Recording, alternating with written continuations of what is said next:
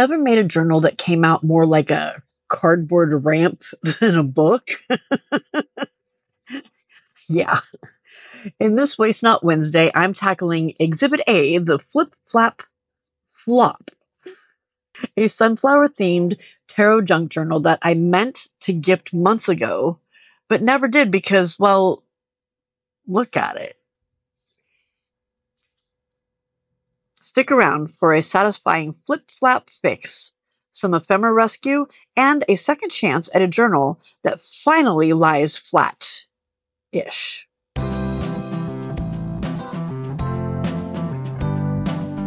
Hi, it's time once again for coffee, crafting, and cats with the Ginger Cat Lady. I'm Pam, and Harley, well, he's officially back on supervisor duty, so expect at least one surprise audit from him today. Right now, though, he's under the rug. Okay. Today's project is a heartfelt rescue mission. This was supposed to be a Christmas gift for a very dear friend who reads tarot daily and adores sunflowers. The journal was designed to hold her weekly Celtic Cross readings, but what I ended up with was a flip-flap flop instead of a flip-flap junk journal. Too bulky at the bottom, too thin at the top. It looks less like a journal and more like a ski slope. So I'm diving in to take it apart, salvage all the sunflowery goodness, and give this flip-flap book the fix that it deserves. Because sometimes the second try is the charm, especially when glue, scissors, and stubbornness are involved. I'll try to hold it sideways exactly how it is right now and see if you can see it. This is what the book looks like. I'm not pushing on it. That's just what it looks like. I can't give this to her like that. So our job today is to take it apart, salvage the ephemera, and then put it back together with some new signatures. All right, let me get this all cleared off and I will show you what we've got planned. Okay, so for supplies, the only thing that we're going to need is some coffee dyed paper, which I have drying right now, and scissors, and then the necessary tools to sew the signatures in. Everything else is already here. So basically what this is a flip-flap book that, here's the first signature right here. And then it would go this way. And there's the second signature. And then the third signature. And then it flips over here. And here's the next signature. And the next one. And the next one, and then we're at the last one, and it goes back to the front. And it's falling apart right now with everything sliding out because before I wasn't thinking, and I went ahead and like snipped the where it was already stitched together, so the signatures are now loose. So what I am going to do is take out the signatures and remove the ephemera.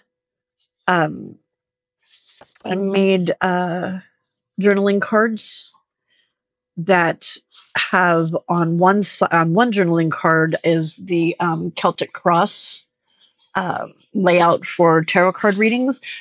This card right here is typically a cross here, but I wanted her to be able to write down what the different cards were, so that's why that one's down there. So the thought was to write the cards that were pulled, and then on this side is a tarot card journaling card. It's not an actual tarot card, but it's something that I created on OpenArtAI. She loves sunflowers, so I went in and created them so that they had sunflowers in them. And then on the back of it is a piece of paper so that she can journal about her thoughts and feelings and all that kind of stuff about the tarot reading and what it means to her. So each page for 52 weeks because it's a year's journal. Each of them has both of these journaling cards. And what happened is I did all of the journal cards in a pocket at the bottom. And then these, the Celtic Cross cards, some of them are on the side, some of them are at the top, but a lot of them are at the bottom. And that's what gave me the ski slope or the ramp look to my book. I'm just going to start taking all of the ephemera out and salvaging whatever I can. And then once I have that all out, I will then sew the signature in. So I will show you how we sew the signature into a flip flap junk journal like this. Yeah, I'm just going to put you on some music, and you can watch me take some of this apart for a little bit, and then we will do the journal.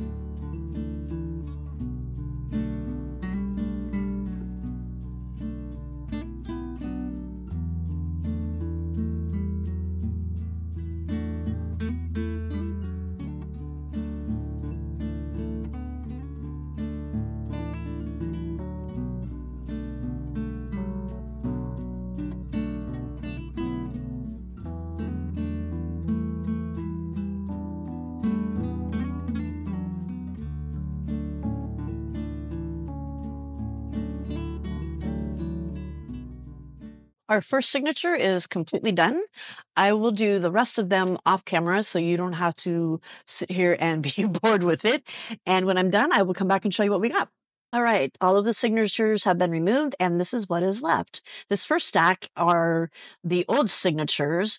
I'm going to reuse these for ephemera, snippet rolls, different things like that. This is the book itself. See, it shouldn't be that thick. That's what the book should look like, but thicker. I mean, like, the whole thing should be the same thickness. So we're going to reuse this. This is a stack of ephemera that I could salvage. A little bit of it will go back into the book. A lot of it will not. The reason that there was this much ephemera in there in the first place is that I was trying to fix the book without having to tear it apart by adding ephemera to it and adding quotes to it and that kind of thing. And it did nothing to change it. So some of this is going to get reused and some of it is going to get put into a tub for me to use in different projects. So that one's going off to the side. These are the tucks and little envelopes and pockets that I pulled out of the book, and we'll reuse these in the book. These are the Celtic Cross cards, and when you look at these, I mean, yeah, that falls apart, but when you look at them, this was not the problem.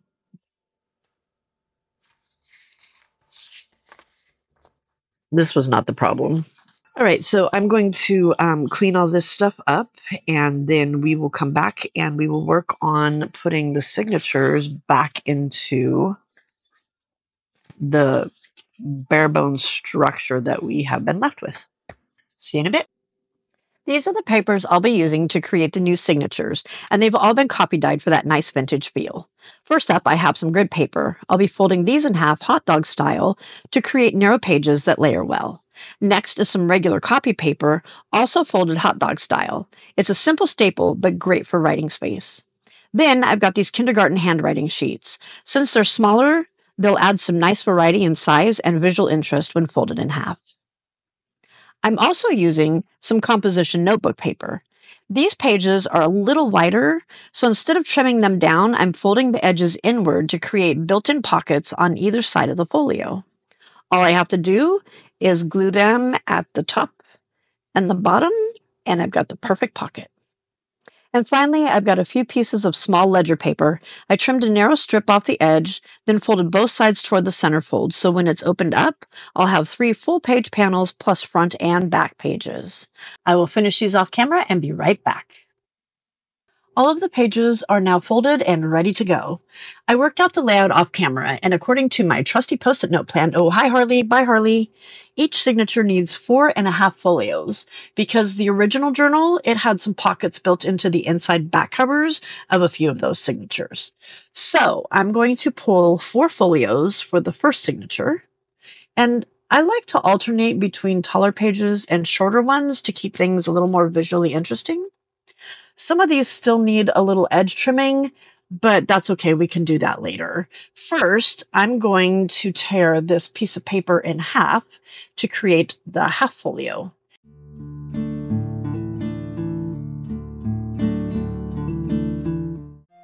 And right on cue, Harley zooms through, lays down directly on the folios, and starts pushing them around on the desk.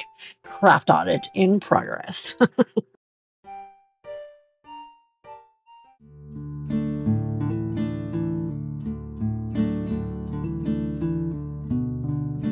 To finish the signature, I'm adding a little paper hinge to attach the front half sheet to the back of the first folio.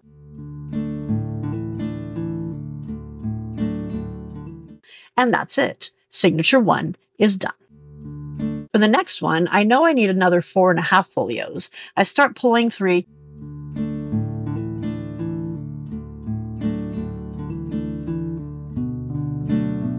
Count them, somehow end up with too many. Classic.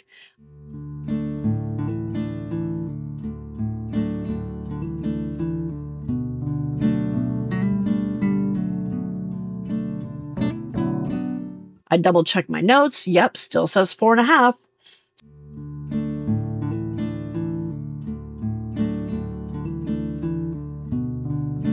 So I add another folio, recount the number of double page spreads, and still end up with too many.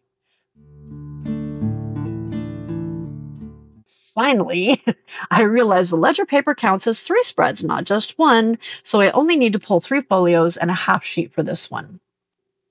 To save everyone's sanity, I'll finish the rest of these off camera.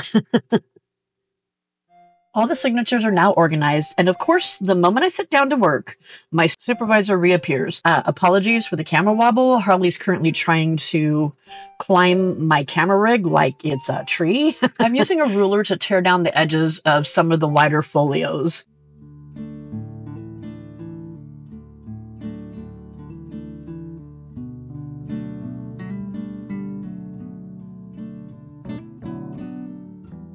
Next, I'm flipping through the signature to make sure everything is layered just how I want it.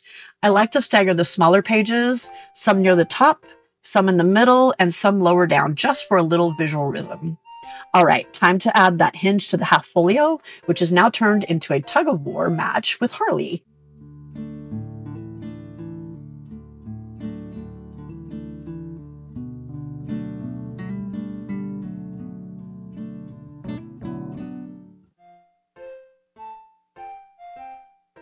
Hang on, let me get this chaos gremlin off the desk real quick.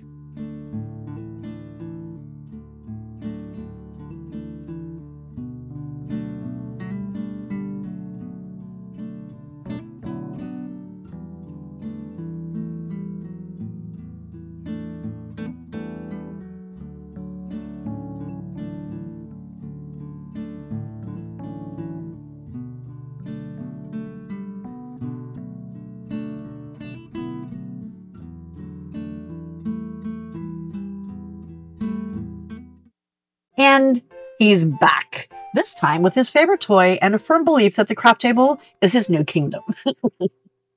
All the signatures are now hinged, and the shorter pages are distributed evenly throughout. I'm doing a quick flip through of the whole journal to make sure the layering feels balanced before I start sewing them in. Isn't it cool how the journal flips over after the third signature? The whole layout reverses. I love that kind of interactive detail.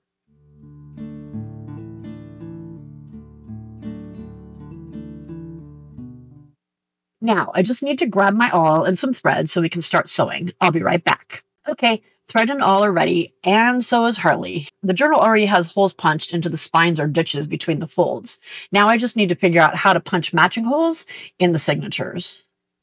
I decided to remove the center signature, fold it inside out, and mark the holes along the fold with a pencil, but it turns out it's really hard to line those up with the pre-punched spine holes. Note to self, it is so much easier to do this when the spine doesn't already have holes in it. But hey, it's just paper, right? It's fine. Everything's fine.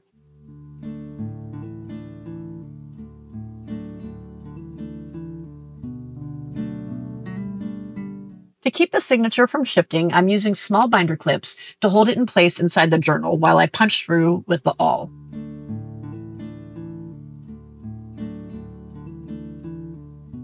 Now I'm measuring thread.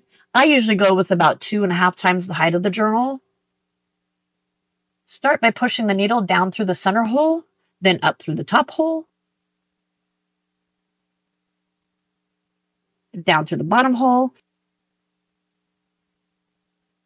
and finally back through the center hole. Be careful not to pierce the thread that's already in the hole. If you do, it'll be tough to tighten everything evenly. Once the thread is through, make sure each tail end is on either side of the long stitch running down the center.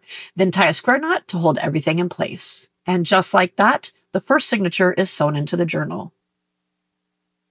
Let me go ahead and sew in the rest, and I'll meet you back here in just a minute. All of the signatures are sewn in. The journal finally lies flat, and the flip-flap-flop is officially on the road to recovery.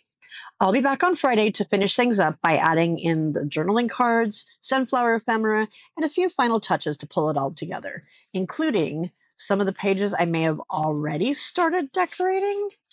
You can kind of see it starting to get chunky, but don't worry, we'll go through all of it in the next video. If this video made you laugh or reminded you that we're all just winging it sometimes, go ahead and like, share, and subscribe so you don't miss what's coming next. And if you missed my last Waste Not Wednesday where I gave a vintage photo a Zentangle twist, that video is right here. Go check it out for more crafty redemption.